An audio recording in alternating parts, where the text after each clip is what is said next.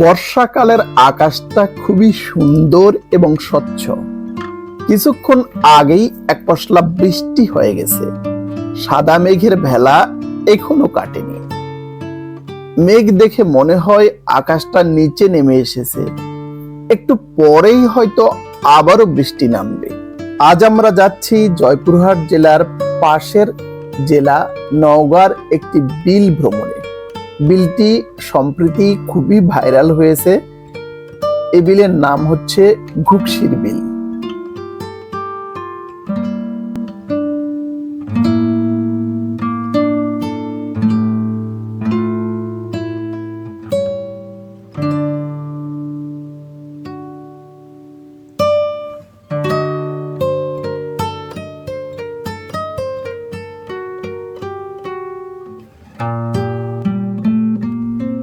রাস্তার পাশের ছোট ছোট দোকান ঘরগুলো দেখে মনে হচ্ছে শহর গ্রামে চলে এসেছে।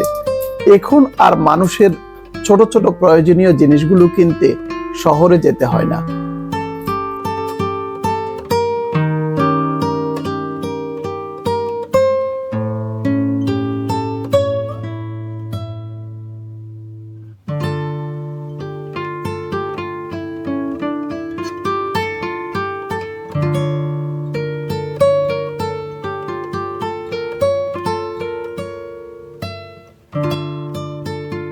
গ্রামের পথ ধরে চলতে চলতে কিছু বিশেষ দৃশ্য আমাদের চোখে পড়ল। অনেকদিন দেখা যায় না গ্রামের সেই সুন্দর পাট শুকানোর দৃশ্য। সারি সারি মাচায় পাটগুলো ধোয়ার পরে শুকাতে দেওয়া, এই দৃশ্যটা আমাদের চোখে পড়ল সত্যিই মন কাড়ার মতো।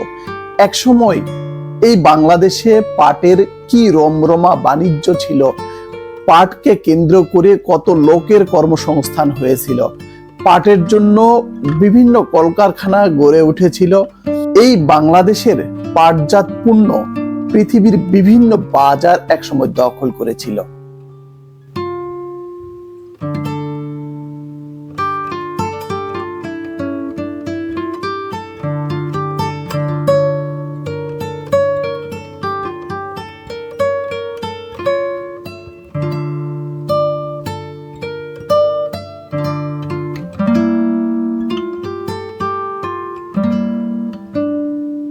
কবির কবিতার মতোই বাংলার গ্রাম।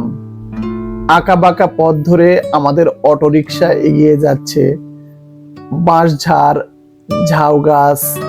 সত্যি এই দৃশ্যগুলোই বাংলার উৎকৃষ্ট উদাহরণ। এগুলোই বাংলার ঐতিহ্য তুলে ধরেছে।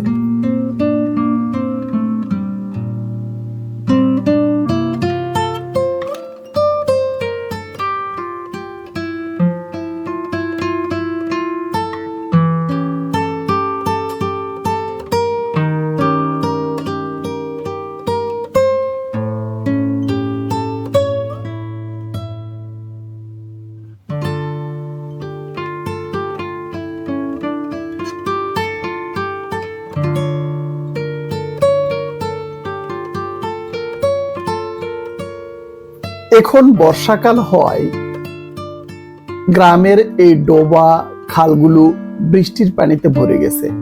হয়তো শুকনো মৌসুমে এই জায়গাগুলোতে পানি থাকে না, তখন গ্রামের কৃষকরা এখানে বিভিন্ন ফসল ফলায়।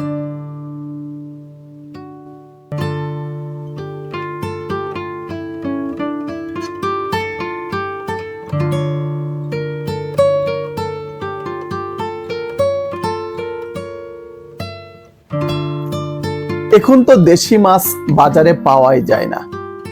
গ্রামের এই খালগুলো দেখে মনে হয়েছে, যেহেতু বর্ষাকালে ৩-৪ মাস এই জায়গাগুলোতে পানি থাকে, আমাদের মনে হয় এখানে কিছু দেশি মাছ পাওয়া গেলেও যেতে পারে।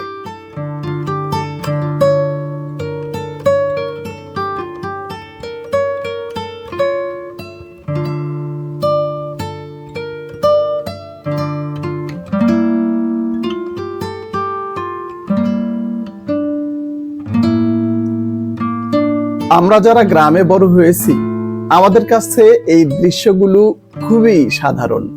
কারণ ছোটবেলা থেকেই আমরা এইরকম গাছপালা, তারপরে গরু খড় খাওয়ার জন্য গরুর আড়া, এগুলো দেখে দেখে বড় হয়েছি। কিন্তু যারা শহরে বড় হয়েছে, শহরে জন্মগ্রহণ করেছে, ছোটবেলা থেকেই শহরে থেকেছে, তাদের কাছে এই দৃশ্যগুলো হয়তো নতুন লাগতে পারে, কিন্তু এটাই বাংলার চিরায়ত গ্রাম।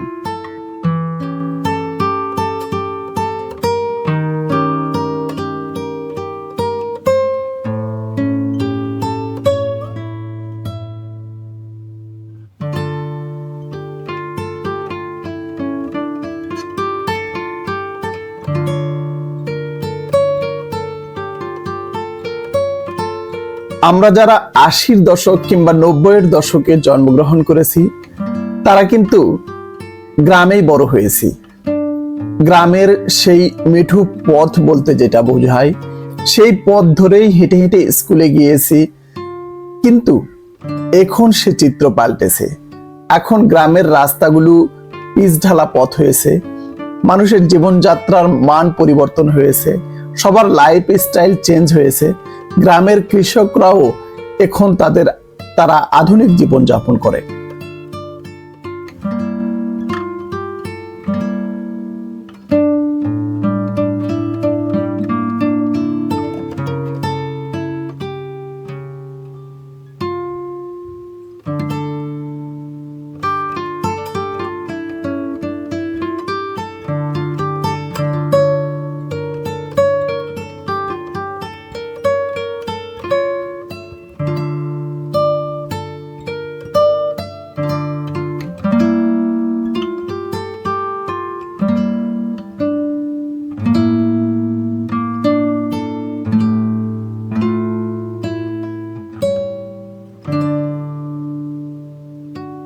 রাস্তার দুপাশে প্রত্যন্ত মাঠ, কৃষকরা সবেমাত্র রোপা আমন ধান লাগিয়েছে।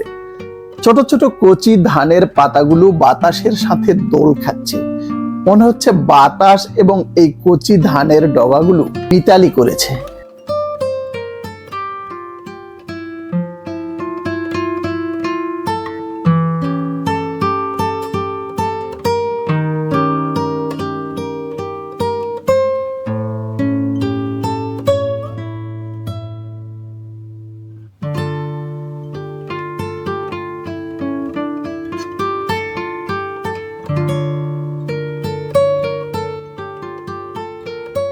গ্রামের মেঠো পথ ধরে এগিয়ে যেতে যেতে আমাদের আরো কিছু দৃশ্য চোখে পড়ল। কৃষকের ব্যস্ততা, তারা জমি তৈরি করছে, হয়তো কিছুদিন পর সবজি বীজ বপন করবে।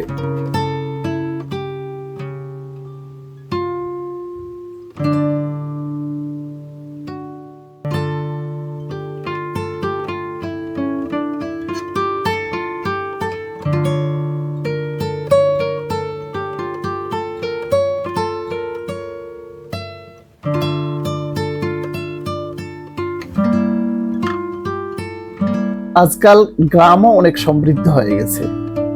এখানকার লোকজনকে কাঠ চেরার জন্য আর শহরে যেতে হয় না। তারা এখন গ্রামে হাতের কাছেই কাঠ চিরে তাদের কাজগুলো করতে পারছে, কারণ গ্রামেই বসেছে সমিল।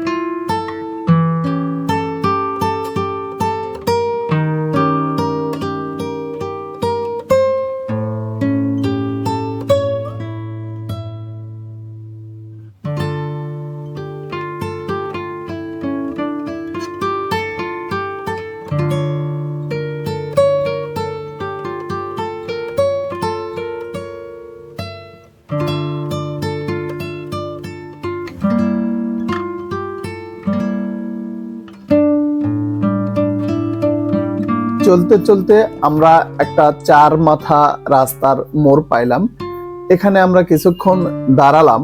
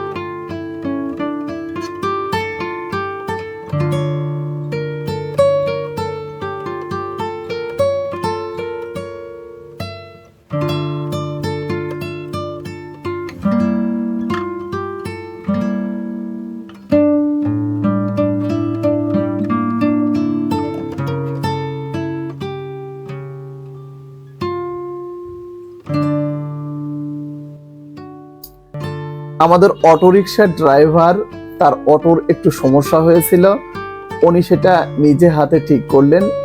এই সুযোগে আমরা বাচ্চাদেরকে মুড়ি মাখা খাওয়ার ব্যবস্থা করলাম। এখানে খুব সুন্দর মুড়ি মাখা পাওয়া যায়।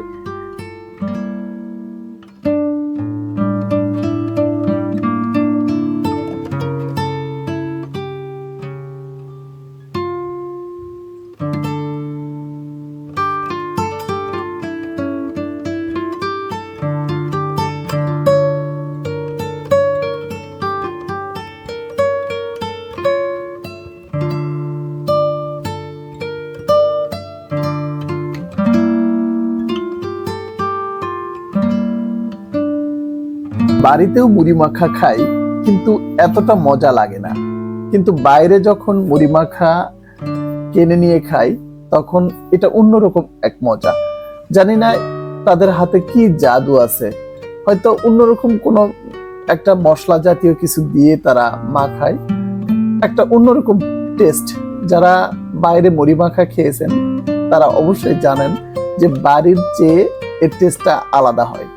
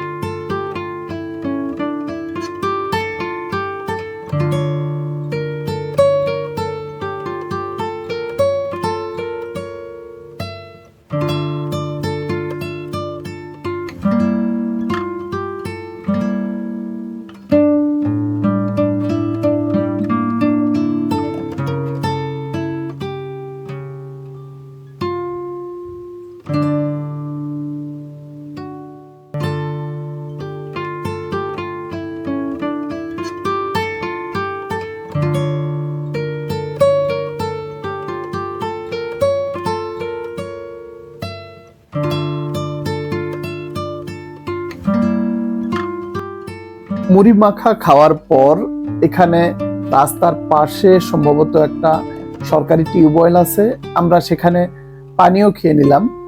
মনে পড়ে গেল ছোটবেলার কথা। ছোটবেলায় স্কুলে যাওয়া আসার মাঝে এরকম রাস্তার পাশে টিউবওয়েল থাকলে আমরা অনেক পানি খেয়েছি। অনেকের হয়তো সেই কথা মনে পড়বে।